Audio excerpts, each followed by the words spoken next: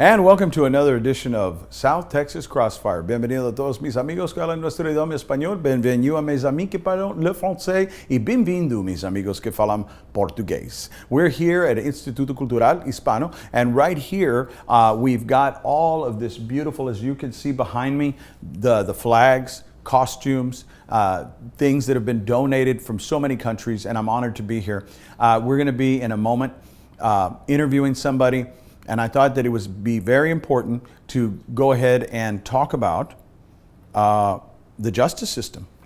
And where better here than with all these flags and with all this melting pot of culture that we would talk about something that somebody, our guest, knows very much about as a prosecutor, as a sole practitioner, as a street lawyer, somebody who's helped the justice system from the juvenile all the way across the lifespan. And that is none other than Mark Stoley. And welcome, Mark. Thank you so much for being on here. I appreciate it. Mark, recently I want to thank you. You had, the Caller Times had asked about my medical and legal backgrounds, and you had talked about our trial experiences and also working together in the pits there in the and I mean it in the best way, in the courtroom. And what we were talking about was, the myths, the realities of representation, of being an advocate. Can you tell the people out there about your education, training, and background? Yes, sir. I was graduated from Flower Bluff here locally. I went to the local schools, Del Mar College. I went to Corpus Christi State University, which was then just phasing into Texas A&M. Graduated from there with highest honors, went to the University of Houston Law Center. Graduated from there in '95, took my bar the same year, started out at the county attorney's office, did a couple of years of prosecution with the misdemeanor court level, mental health commitments, ended up going to the district attorney's office, did 2 years there, 2.5 years, 5 years total prosecution, all felony level classifications. Been on my own since 2001, practiced a lot of criminal defense, juvenile law, CPS, ad litem for children, ad litem for missing heirs on probate cases, special prosecution when there's a conflict with the local prosecutors. I do this in about a 7-county region. Well, and I want to thank you for being on here with us, because I wanted somebody with your background that had the prosecutor background, that was unbiased. You've been on the side of prosecution, you've done defense, you've advocated for children. I've been firsthand with you as you advocated for children, and also you've been in all around the South Texas area. With that being said, right now in this country, and as we're filming here at the Instituto Hispano Cultural here in Corpus Christi, I wanted to talk a little bit about what your take on the incarceration of minorities and also whites, poor whites and minorities like blacks and Hispanics in our system. If you don't have money or you lack resources, what has been your experience now after your prosecutorial years? What have you seen that maybe makes a difference? Does money make a difference? Well, of course it does, because if you don't got the money, you're not getting out of jail, first off. You're going to sit in jail. There has been significant change, I think, in the improvement, because for lack of money, we can't keep housing people pre-trial, pre-indictment, pre-conviction while these cases move on. And I see a good effort by a bipartisan group of judges on specific cases, on the right cases, to move these people out of the jail and get them on pretrial services while they're awaiting their time to go to court. And when they do that, when they keep them out of the jail, the non-violent that we're talking about, right, that saves the taxpayer quite a bit of money. I believe the number that I heard is something like $60 a day, and that's just for the average person. Now, and you got to take into consideration that people come in off the streets with all sorts of problems, medical, mental health, and if they're required by the Constitution to be looked after by the sheriff, and they're also required to have those services paid for while they're there. So, yeah, there's a huge burden upon the taxpayers of this community for those types of people as well.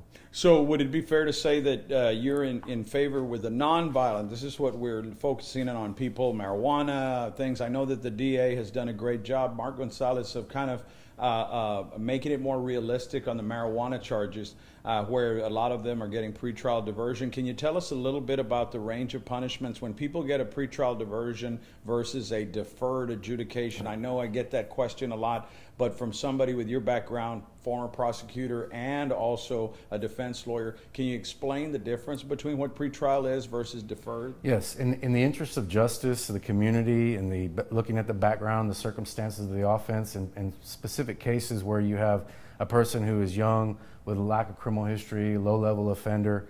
We're not talking drug dealers or violent criminals. We're talking people that made a mistake, and we've all been in a situation where we've made a mistake.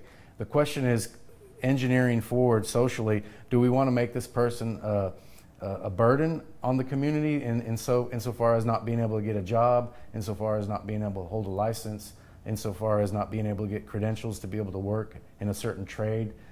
So what a pretrial diversion does is a contract between the prosecuting authority and the person. It's similar to being on probation. They're held to a lot of the same standards as being on an official probation, but at the end of which they have their case dismissed. It never makes it part of the public record. They then can get that case expunged off their record, and therefore they walk away with being rehabilitated. They walk away being a tax-paying, upstanding member of society. They walk away being able to support their dependents and their family. Well, and I know you have very conservative views. We've had our conversations on this, as I do, on justice, even though we have a sworn upheld duty to advocate for our client, whether it be the state or clients, zealously. I know that you are a conservative at heart. Do you think that this program, for those out there on the right and the left and in the middle politically, that this works for all the taxpayers? In the particular specific cases, once again, I repeat, this isn't for violent criminals. This isn't for assaultive individuals. This isn't for drug dealers. This is for, generally speaking, low-level misdemeanors, low-level felonies, possession cases, and as opposed to manufacturer delivery cases. I think it does work. I think it puts them in a position where if they do fail the program, then they are right back to square one, right back to being prosecuted for the original offense. But it also gives them the ability to get out and make something of themselves. So it's a double-edged sword. As I tell my clients, it will cut for you or it'll cut against you depending on how you do. And let's kind of rewind a little bit, because I know when you catch children at a certain age, 11, 12, 13 years old, that transitory period, you have seen, as I have, children in shackles. It's disturbing, you know, but I know that Timothy McCoy, our judge out there, is doing very well. He followed in the footsteps of Carl Lewis, which we served under, Terry Shamsi, other judges that have been there, Marty Huerta, that are doing excellent jobs. You know, so when we're looking at that, some of these children do have to go through the process and they are incarcerated. And let's talk a little bit about that. Now, children's rights, in contrast to adult, and we're talking nonviolent, when children are incarcerated, what's the difference? Do they get bail, or how does that work? No, the names of the legal names that we give to things are changed, but the concepts are the same. However, they do not get bail. They get detained. They get sent to the juvenile detention center. Within the first 48 hours, they're to have a detention hearing. The judge is to make a decision as to whether or not they should be released or detained. If they're detained, then they're held for up to 10 working days or 2 weeks generally, and we have a subsequent detention hearing. As opposed to an adult, if they were arrested, they end up going before a magistrate and getting a bond set and then able to bond out. So it's a different set of rules. With respect to the ends of justice with children and juveniles, it's rehabilitation first, deterrence, and then punishment and retribution, as opposed to being an adult where it seems to be punishment, retribution, deterrence, and then at the very bottom, rehabilitation. So it kind of turns it on its head. And the other part of that, being in the juvenile justice system, has been CPS. What can you tell us and educate the public a little bit about the role of Child Protective Services and the great volunteers of CASA? We are fortunate to live in a society where we have a system of rules and a system of justice in place that protects the most innocent individuals. I know CPS has taken a lot of hits lately, and in some cases it's with merit, and right now they're under review. But we are a society that protects our children, protects our women, and protects our families. And the goal of CPS is to reunify children with their families, to give them services so that they can be reunified. The goal is to do this within 1 year. CASA is there as a guardian for the child. They get in, they're kind of like the front line. They get into the people's homes, they get into the schools of the children, and they figure out what kind of issues these families are dealing with so that they can tailor the services and the types of counseling they need in order to get these families reunified. CASA is invaluable in many CPS cases because they're the kind of the glue that binds everything together. We, as attorneys ad litem who represent the best interests of the children, sometimes are missing things, and CASA are the ones that they're the kind of the eyes and the ears that kind of see a lot of, from a different vantage point, what's going on, and they're a voice and an advocate in court for these children.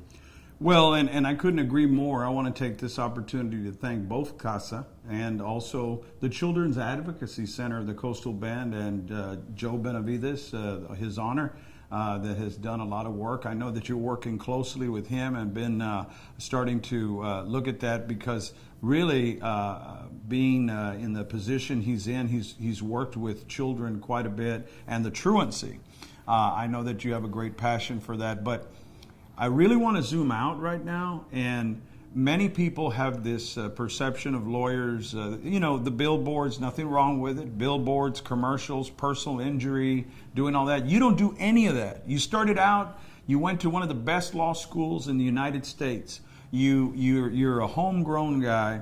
You could be doing car wrecks, 18-wheelers. You could be doing suing, everybody left and right. You don't sue people. You defend people. You've prosecuted, and that's a cut and pay. You could be doing stuff that could make you a millionaire. Why do you do what you do? What motivates you? What makes Mark Stoley tick? At the end of the day, I like to have peace of mind, and I like to know that I have helped somebody. At the end of the day, I like to know that I've made a difference in people's lives, and you don't get that from money. You just don't. It's a byproduct. If you do a good job at no matter what you do, the money is the byproduct of that good job. And I'm not here to get rich off of being a lawyer. I'm here to help people. I'm here. That's why we get our licenses, to help people. I'm here to be able to support my family and make a decent living. And those are the things that make me get up and motivate me in the morning when I'm putting on my pants one leg at a time. I'm kind of like a frontline kind of grunt sort of attorney. I do a lot of things that are dealing with everyday issues that families, everyday issues that individuals who have been accused of a crime. As a prosecutor, I represented the state of Texas on a whole. Well, as a defense attorney, I represent the state of Texas just one person at a time. Well, I wanted to, since we're here at Instituto Cultura, I also know that you have a diversity. Right now here in America, I think it's very important that the conservative community, which I'm a part of, and also those that are progressive, and those people that are liberal, all of us together that watch this show, we're here, and I understand that in your family, you've got a lot of diversity. Can you tell us a little bit about your family? My mom is an immigrant from Poland who was a subject of Britain, who later became a United States citizen. My dad is been in the United States for a while, but he was a sailor for the U.S. Navy, and he was an entrepreneur. He had his own business for a while in Flower Bluff.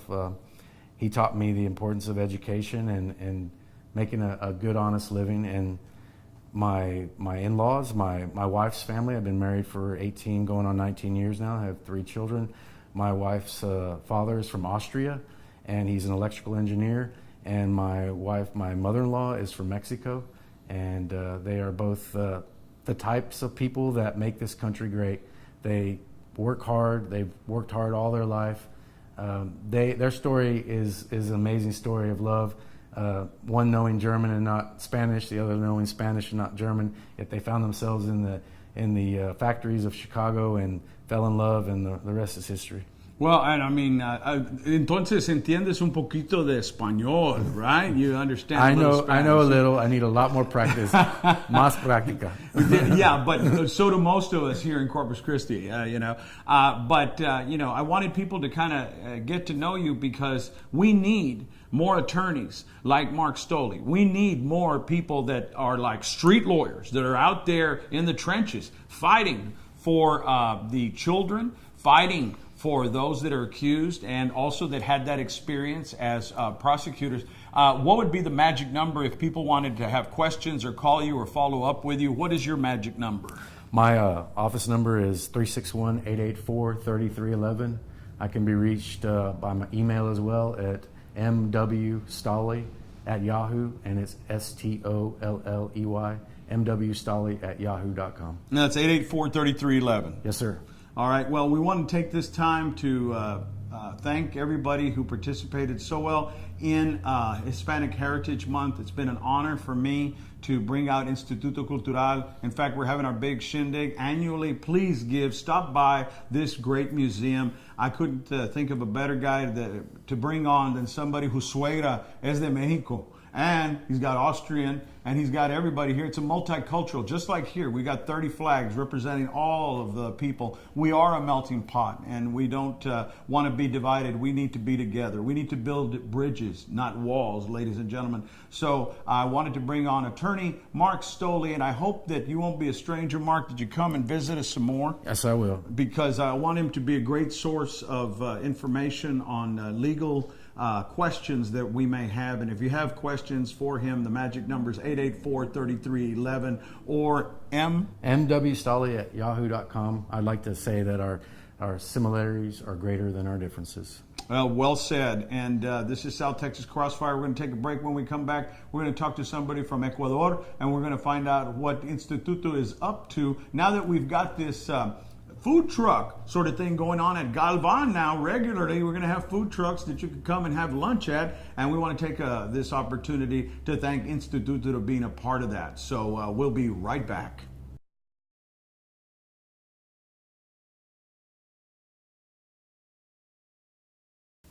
And we're back after a brief break. Ahorita vamos a hablar un poquito de español, pero primeramente we're going to talk a little English, and you're watching us on KTMV Spectrum and also on the internet. You can catch us on all social media, including Pinterest. We're going to load up pictures, and then also Facebook and LinkedIn and other places that I like to put this.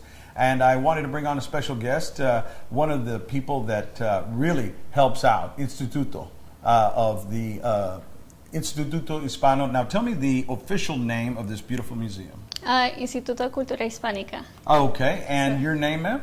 Natalie Cantor. Natalie, Yes. Natalie Cantor. And now your family is originally from? Colombia. Oh, okay, but Yes. you were born here in America? Yeah, I was born in Houston. Oh, okay. And so tell us a little bit about your culture and growing up in a Colombian family. Well, growing up in a Colombian family, you know, they make you speak Spanish all the time, and you get a taste of their traditional food and their culture and the dances. And I was really blessed to have a family who was exposed to that, or helped me get exposed to that. And so that also helped me to be fluent in Spanish. And I know for a fact that that's very helpful nowadays. So yeah. It is a skill set that I think that is being lost upon a lot of people. You are first generation born here, so Right. it is a great skill set. And you're studying what in college? Right now I'm studying marketing. Okay, and so the Latin market is becoming one of the biggest, 40 million or so that we've got and growing in the United States. So that is a great asset. Why are you working here at the museum, and what motivates you? What makes you tick to work here? Well, right now I'm their marketing intern. I feel like working here is going to help me not only in my career, but also exposure to the Hispanic culture. And also it helps to be fluent in Spanish. Also want to help them get more exposure, because for a few years they've been struggling to put their name out there. So what I'm in charge in is their social media. So I take care of their Instagram, their Twitter, their Facebook. And I also work with another coworker, Andrea Maya, who's also very helpful on Facebook too.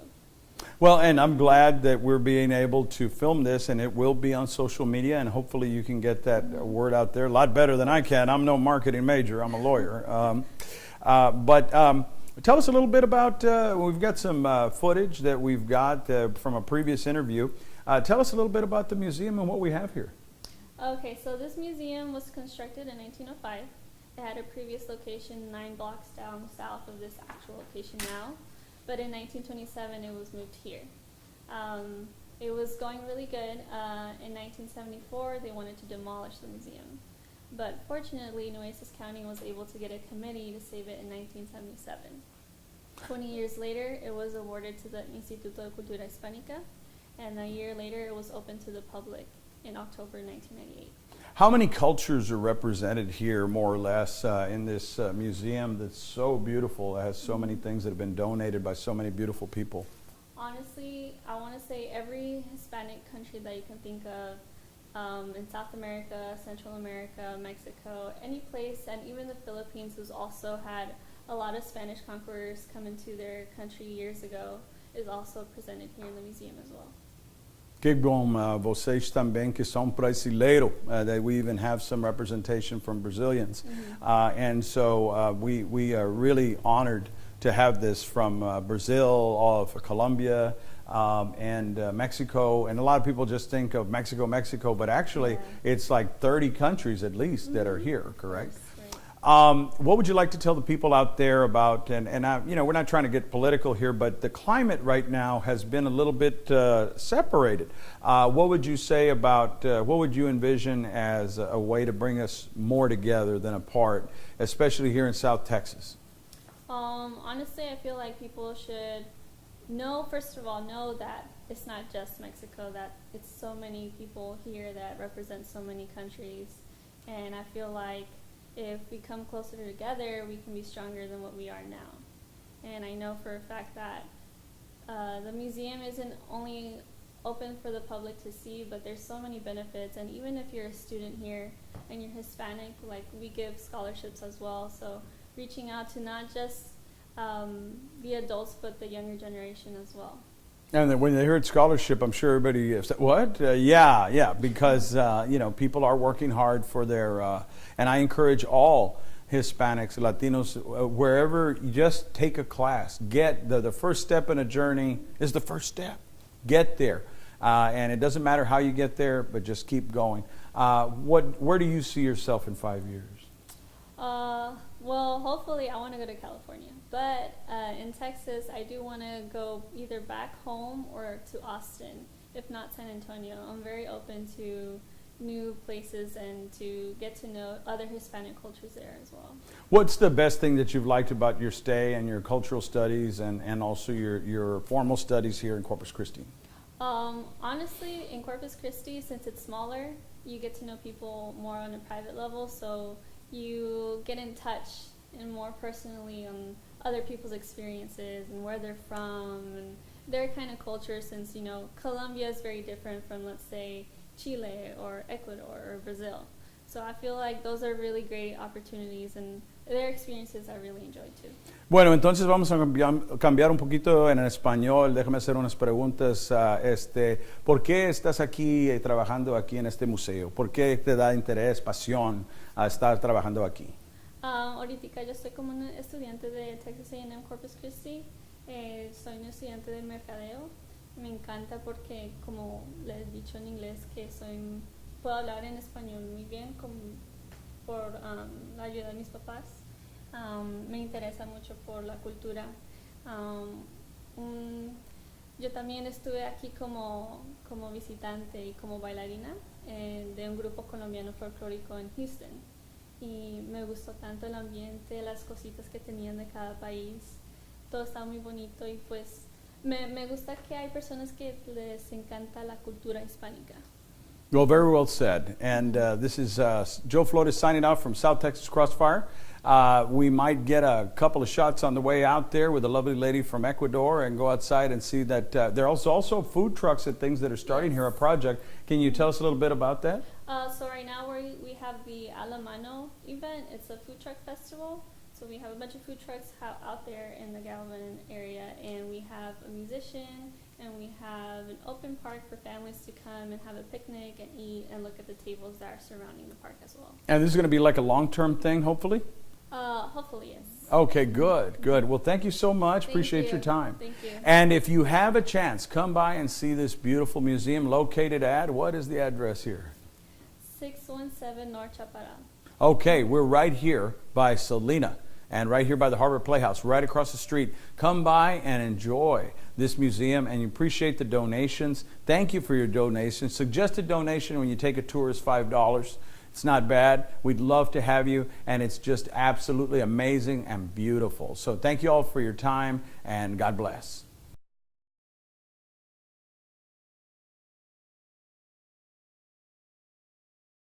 And welcome to another edition of South Texas Crossfire. This is Attorney Joe Flores reminding you to join us each and every week right here on KTMB with the Lopez family. Special thanks to Don Humberto Lozano Lopez. He passed away in 2011. He's honored, he's venerated, but he's never forgotten. Puro respeto a él. He was my client, and now Carlos Lopez, you guessed it, the Ted Turner of South Texas Broadcasting. He's the mero mero right now. And we're covering here at Heritage Park. Met a great guy here, and we're talking about Mi Tierra Tacos. And this is because we're having the food trucks going on over here. And how often, sir, first state your name for me. Inocencio Lugo, Jr.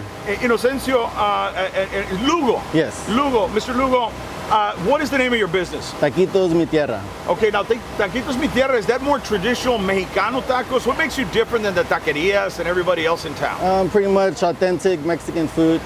Okay. Different flavor than most restaurants. And why do you like doing it on a food truck? I know food trucks are popular in Austin, they're popular in Houston, and they're catching on, but the food trucks are catching on here, right? Yeah, I've had it for 9 years already, and 9 yeah, years.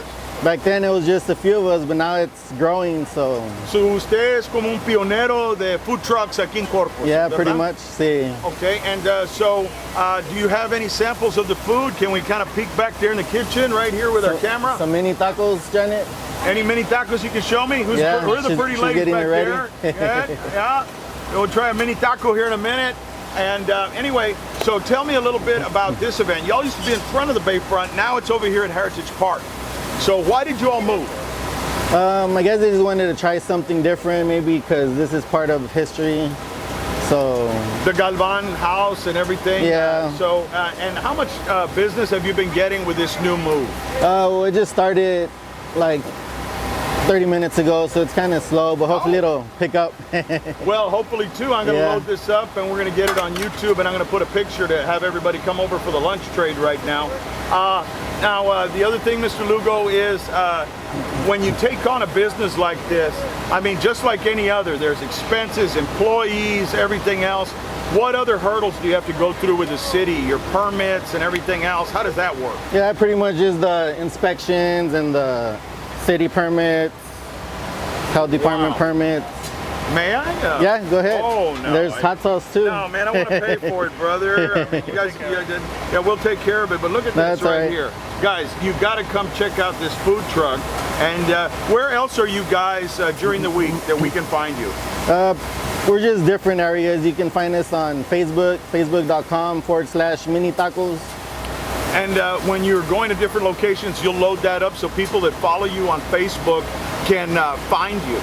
Yes, we usually post where we're at and the hours, so that way they can find us. Where are you usually located during the week? What are your favorite spots so people can be on the lookout for you? Lately we've been doing the Lazy Beach Brewing. It's over there on the south side.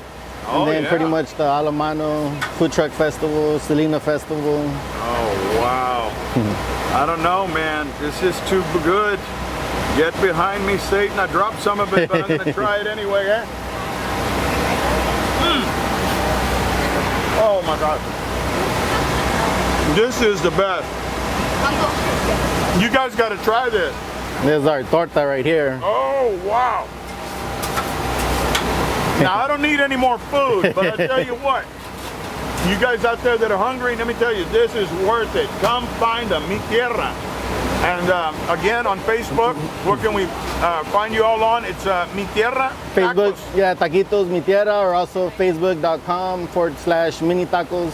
And how about your phone number? If they're looking for you, what are your digits? It's 355? 361-355-2163. You heard it right there. 355-2163 is the magic number in case you're hungry and you want to eat something authentic and come outside and have it on a nice day, like right now. And that's most days here in South Texas. I want to thank you, Mr. Lugo, for the time that you took. I appreciate it, sir. Thank you for your time. And that's all we have for right now. And we're going to move on, and we're going to go to the Instituto Cultural over there, and what the organizations I'm supporting, along with a good friend of ours, Julio Reyes, who is supporting the Instituto. We're going to have our event, and I want everybody to come by. There is a free Hispanic cultural museum. If you all don't know about it, we're going to go over there right now. And I'm going to have my lunch, and we'll be right back.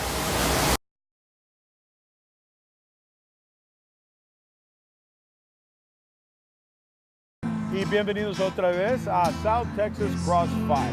Habla el licenciado Joe Flores. Tengo el placer a tener una mujer brillante, una mujer increíble que está con el Instituto Cultural Hispano. ¿Y su nombre, señora? Susi Hogan. Ay, mucho gusto, señora. Un placer. Mucho gusto. ¿Y con quién tenemos aquí también el placer? ¿De Ecuador? Es mi nieta de Ecuador. Ay, Nancy, mucho gusto. Bueno, nomás quería hacer unas cuantas preguntas. ¿Qué tenemos aquí ahorita que está pasando? Hay un músico aquí, hay unas trocas aquí que están sirviendo comida. Exactamente, ¿qué está pasando? Bueno, se supone que tenemos que hacer una promoción, especialmente nosotros, del Instituto de Cultura Hispánica, para que la gente sepa que hay un museo aquí ya nomás atrás, una casa pequeña, para que puedan ver y observar las muchas culturas que tenemos en Sudamérica. Y ese es el objeto que estamos aquí, para promocionar, que la gente sepa y nos visite, para que la gente sepa también que la cultura hispánica es importante. Y tenemos muchas cositas, ejemplos de artesanía y pinturas y todas las costumbres que tienen nuestros países en Sudamérica. And you heard it right there, that all of this is to promote the Hispanic Museum.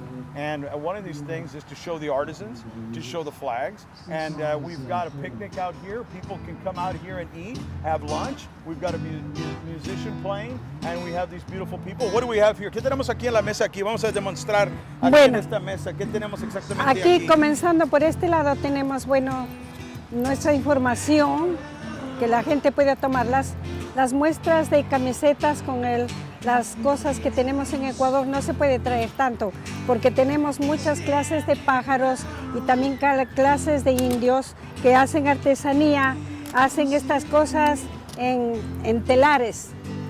Es con lana de borrego, y también hacen estas cosas en metal, que es la iglesia de San Francisco de Quito. Y este es el famoso máscara de oro que está en el Banco Central del Ecuador, que fue encontrado hace más o menos 15 años, no, un poquito más. Y esto está en el museo, es de oro puro, que hicieron los indios. Aquí tenemos, sí. Tapestries, we've got things here, this gold, this that has been ingrained and has been around here for 15 years here, and we've got this made of lamb, and then also this is absolutely beautiful from Ecuador. And what else do we have? ¿Qué más tenemos aquí? Bueno, aquí tenemos principalmente esto que siempre me llamó la atención. Estas cositas yo traje de la selva del Ecuador.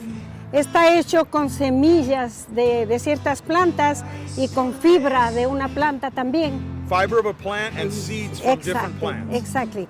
Y también tenemos estas cositas. Estas cositas yo las traje porque venden las indiecitas pequeñas de 10, 12 años, las hacen, y cuando van los turistas nos venden. Y para ayudarles. Indian little girls in Ecuador, they sell these, they're 10, 12 years old. They're making a living selling these when you go visit Ecuador. Sí, están hechos de semillas y cositas así. Ahora bien, sí, absoluta. Este es un instrumento, una pequeña muestra, porque tenemos muestras y tenemos instrumentos de verdad que la gente, los indios, las tocan de diferentes tamaños y tonalidades. Esta es una pequeña muestra nomás, pero tenemos lo que se llama rondadores, que los indios tocan muy bonito, la música ecuatoriana. Esto también hacen en telares, estas cositas, pero Esta es una muestra pequeña. Tenemos estas se llaman fajas. Pueden Belt. usar en la cintura, Sure. para amarrar cosas, para adornos. Y tienen de muchos tamaños. Tamaños ancho y largo. Como yo necesito de ancho for my belt. You know, I need a bigger belt. Ni you know? tanto, ni Yeah. tanto. And Esto, por ejemplo, tenemos hecho a mano de los indios. handmade by the Indians. You've Es got right here from solamente Ecuador. el barro y secado nomás en pequeños hornos y pintado a mano. Esto ya está un poquito más sofisticado. This is more Está sophisticated. hecho en lo que se llama envidriado, que ya aprendieron a hacerlo en el Ecuador. El vidriado los indios. Oh, wow. Sí, Incredible. sí, sí. Ahora esto es interesante. Okay, now we're going to get to the, oh boy, shrunken Esta head. es una muestra de cabeza humana que los indios shuaras las reducían. Shrunken heads. Okay, Yeah. everybody, this is a real shrunken head. Ya, es muy interesante porque esto se ve poco ahora, muy poquito. Yeah, you don't see shrunken heads that much anymore. Ya, anymore. Así hacen la cabeza del enemigo, lo reducían a este tamaño. Aquí Wow. tenemos una pequeña muestra. Okay, well, I know that guy's missing his head. Okay, and Yeah. and then we've got a butterfly. En la selva hay estas mariposas que desafortunadamente, como esto, que tuve la pena de traerla, las cazan para ponerlas a la venta. Es una mariposa muy, muy especial y cuando está volando, digamos así esa palabra, pues se ve y le llaman los indios la llama azul, como Wow. flag de azul. Es preciosa. Esta es una pequeña muestra. Now that's just Tenemos. one of the butterflies there in Ecuador that you can see if you go visit. Sí, esta es en la selva del Ecuador. Just amazing En things. la selva. Aquí tenemos, por ejemplo, una muestra de cómo los indios en la sierra ecuatoriana, que se llama Otavalo, las indias son las que hacen las telas, hacen fabrics. Esto es hecho de madera. Aquí tenemos cómo se visten ellas. So this is the way they really dress, and this is their purse. Ya. Esto le llaman shigra. Shigra. Y esta es su canastita que la india siempre lleva consigo. This is their Louis Vuitton, and this is their basket. Okay, I got you. Exacto. Aquí tenemos, por ejemplo, la foto del modo con que ellos trabajan, donde amazing. viven. Espérese, por aquí está mire, aquí There you los go. indios tienen los telares donde hacen las telas, That's how they make it, the weaving. lana, y tienen muchas clases ahora de lo que ellos hacen. Well, I want to thank you. Muchísimas gracias para De nada, pues, demostrando aquí todo está. esto. Las muchísimas indias, gracias. mire, Para gracias a demostrando usted, todo, estoy todo. para servirle, muchas gracias. Sí, ¿y por qué? Última pregunta, ¿por qué tienes su nieta aquí contigo y lo está demostrando todo? Yo sé que están norteando un poquito ahorita, pero quería hacerle la pregunta a su nieta también. Sí. Why are you here and what makes you so proud of this culture from Ecuador? Because I was born in Ecuador. I came here when I was 5, and thanks to my mom, she brought me here, and my grandfather that fortunately passed away. So thanks to them, then I came over here to learn English, their language.